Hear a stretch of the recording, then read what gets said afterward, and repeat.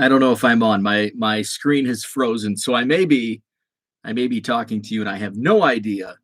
But good morning. Welcome to Hobby Evolution. I'm going to take another breath. Let my computer breathe. Completely frozen. So I'm just going to keep rolling as if I'm live, and I may be.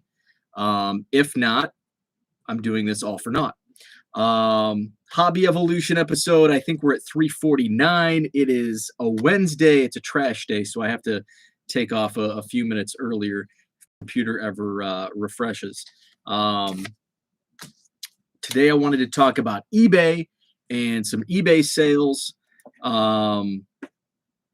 The eBay sales have been much better than what they were over the last couple months. Now, I have added a bunch of inventory to the store, and I think that's the reason why the sales have gone the way they have.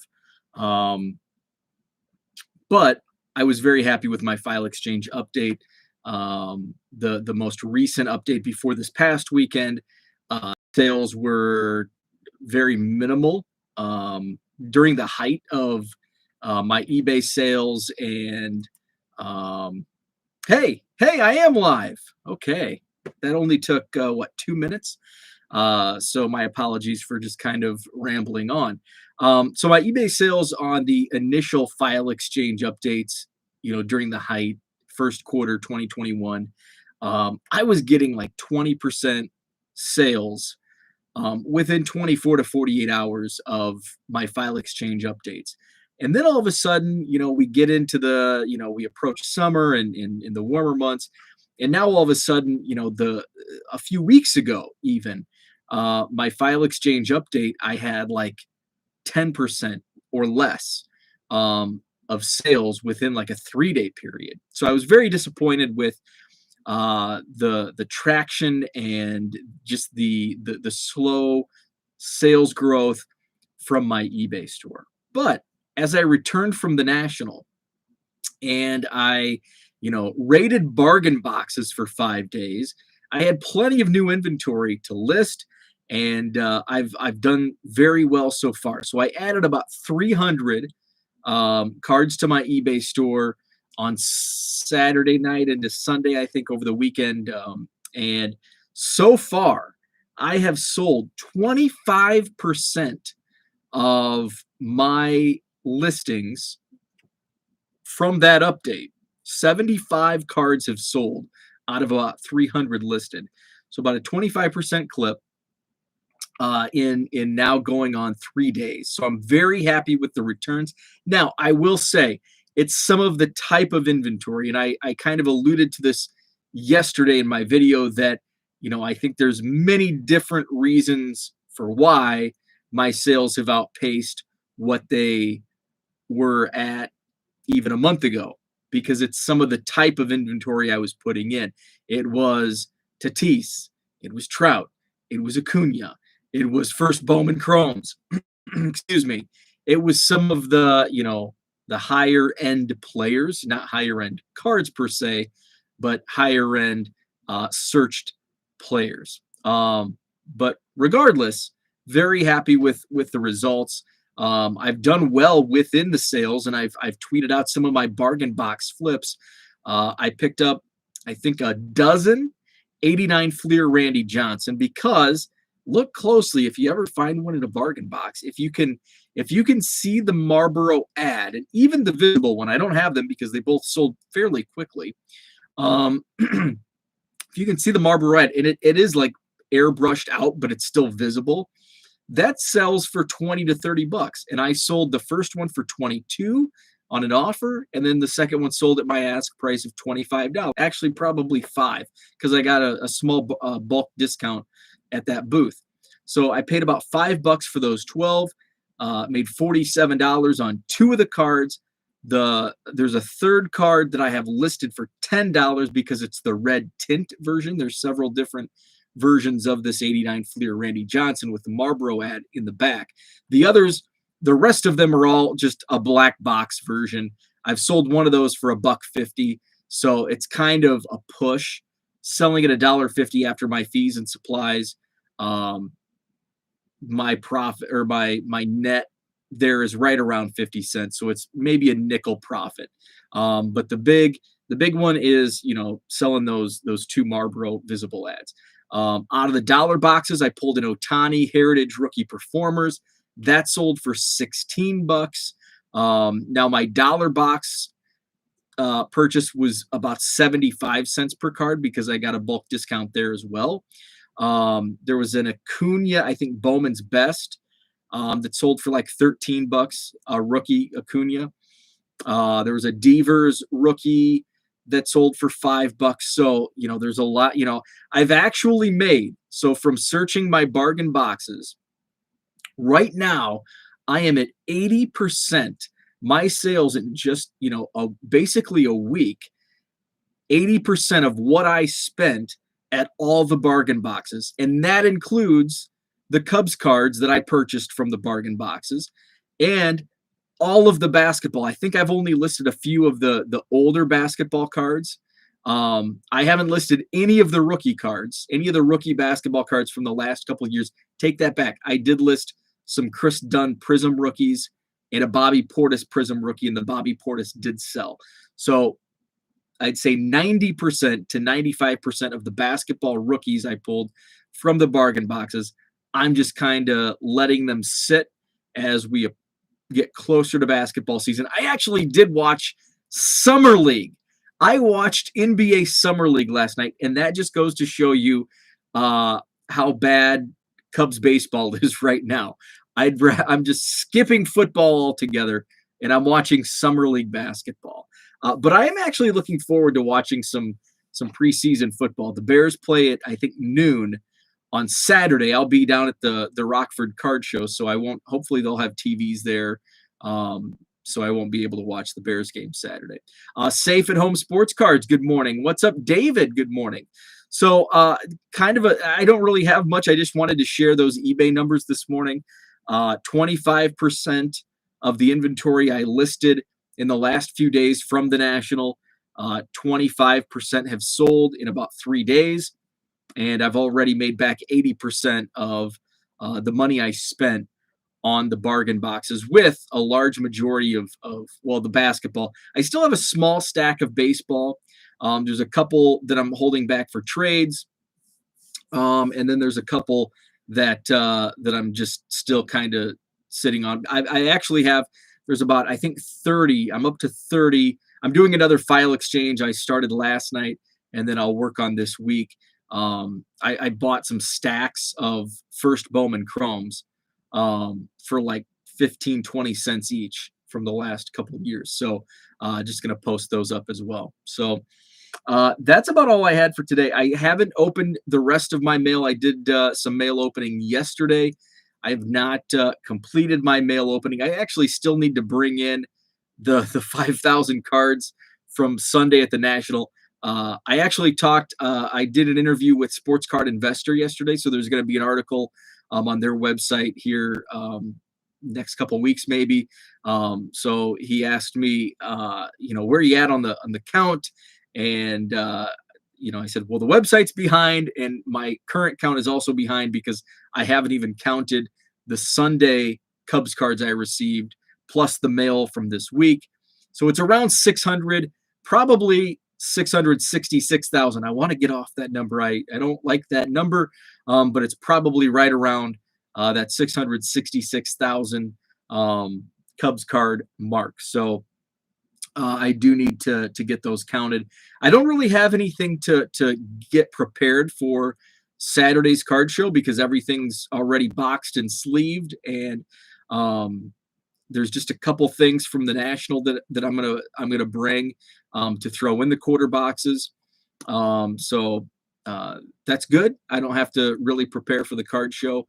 And I was talking to that. I don't think Brad's with us in the live chat, but I'm excited to hear how Brad approaches, Texas Card Dude approaches the second card show, because I know how difficult and how time consuming it can be preparing for your first card show.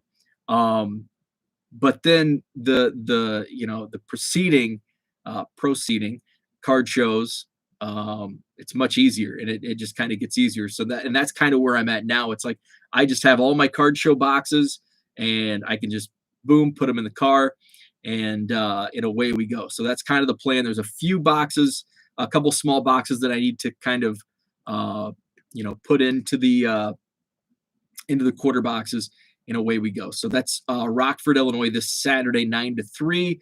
Looking forward to that. And then our show on August 28th here in Madison, Wisconsin. So, and then the Wisconsin Dell show is on August 21st. Actually, it's on August 20th, 21st, and 22nd. It's a 3-day show with Dells. I'll probably just go on that Saturday just to check it out. So we'll see. I may just card show 5 days at the National, take a week off. Rockford card show, and then maybe the Dells, and then my card show, and then the following week, Labor Day, is the Chicago Sports Spectacular. So that's a lot of card shows back to back to back to back to back to back weeks. So I may avoid the Dells, but it's a big show. I kind of want to go. So we'll see. We'll just see. I'm kind of just, it's going to be, the Dells is close to me. It's only 45 minutes. So it's something that I can, like, if it's Saturday morning and my wife says I have to work all day, it's like, well, I'm just going to go to the Dells. So what's up, Zach? Good morning. Great to have you in the live chat this morning. So that's actually about all I had for this morning. I just wanted to share those eBay numbers. Very happy with the returns from both the purchasing standpoint from the National in those bargain boxes, and then the quick sales on many of those cards, on 75 sales already out of 300. So a nice 25% clip. That's what I had for today. I don't know if I'll go live tomorrow. I don't really have much. Actually, there's some things that I need to talk about. Not that I need to talk about, just some things that I've got. I have several topics written on my whiteboard, but I haven't deleted some. But this is kind of a quick thing. I can share this real quick. So I shared this on a previous episode, maybe 2 months ago, 3 months ago, that one of my local card shops as a kid, the owner is actually my brother's business partner. So he had a card shop in the small town next to my town, and was a big time card dealer, Big Daddy Sports Cards. So known him like my whole life. Probably my brother's best friend and business partner for 30 years now. So he reached out to me a couple months ago. He's got a Jordan rookie. He's been out of the game for like 25 years. So he's not real in tune with the current state of the hobby, but he's seen all these prices on the Jordan rookies and all the high end. So now he's motivated to sell. So we've kind of gone back and forth. I've kind of explained what's going on, with the Jordan, what to do with the Jordan, in preparation for a potential sale. So we've actually had a couple different conversations. I'm like, come up. I have a card show every month. Come on up to Madison. Bring your wife. Madison's a beautiful city. Have a date weekend. Have a getaway weekend, and check out my card show. And so he may come up here in the next couple. Summer's crazy. So I get a text from my brother last week. My brother was also big into cards. My brother's a lot older than me. He's 19 years older than I am. So growing up, he gave me my first true vintage card. I was a very can you imagine, as you look around, can you imagine I was a messy kid and I never cleaned my room? Can you imagine, just look behind me, that I never cleaned my room as a kid? So my room was always a mess, and I didn't take good care of my baseball cards. I didn't have them in boxes. I had a lot of my cards. Fortunately, it was the junk era, and so those cards aren't worth anything anyway. But I always had cards scattered. I played with them. Like, I played with my baseball cards. Like, I wasn't putting them in bike spokes, although I probably did at times. I wasn't putting them in bike spokes and I wasn't throwing them against the wall, but I was like actively like sorting and okay, I'm gonna look at stats on the back, um, put them in piles. So I actually like I enjoyed the cards and the the knowledge of the game that it gave me in reading the card backs. So they were always scattered in my room, and it was just a mess. My parents had a hard time getting me to clean my room, so my brother dangled this carrot. He goes, "If you can keep your room clean for I don't know what my parents paid him, but hey, if you can if you can keep your room clean for like 2 weeks, I'll give you this Mickey Mantle card." It was a 1962 Topps All Star Mickey Mantle, and I kept my room clean for 2 weeks. It was tough for me, but got a Mickey Mantle card, 1962 Topps Mickey Mantle. So he had, and he'd give me some, the Kmart set. So he'd always give me cards. So my brother texted me last week, and he goes, "Hey, give me a call." So I call him up, and he's like, "I'm back in baseball cards." So he's been talking to Big Daddy, his buddy, and Big Daddy's been telling him, and so he went to a card show a couple of weeks ago, and so he was telling my brother about all the prices on the cards. So now my brother's he's getting his stuff back out, and he's like, "So I've got these complete sets. I've got like 89, 90, 91 Tops," and I'm like, "Oh man," I'm like, "What else do you have?" And I know he has some like vintage too, but he's like, "I've got the 89 Upper Deck set. It's still unopened." So then I was telling him the grading, because he was out of the game, the hobby, before grading became what it is today. So he doesn't have really any idea on what grading is. An unopened box, just because it's unopened doesn't mean there's a Gem Mint 10 card inside that box. So I was kind of explaining. My screen went frozen again, so I don't know if I'm still going or not. I think I need to run some updates on my computer. So I was like giving my brother, all these tips, and I'm like, "Hey, I've been talking to Big Daddy because he's got that Jordan rookie that he wants to sell.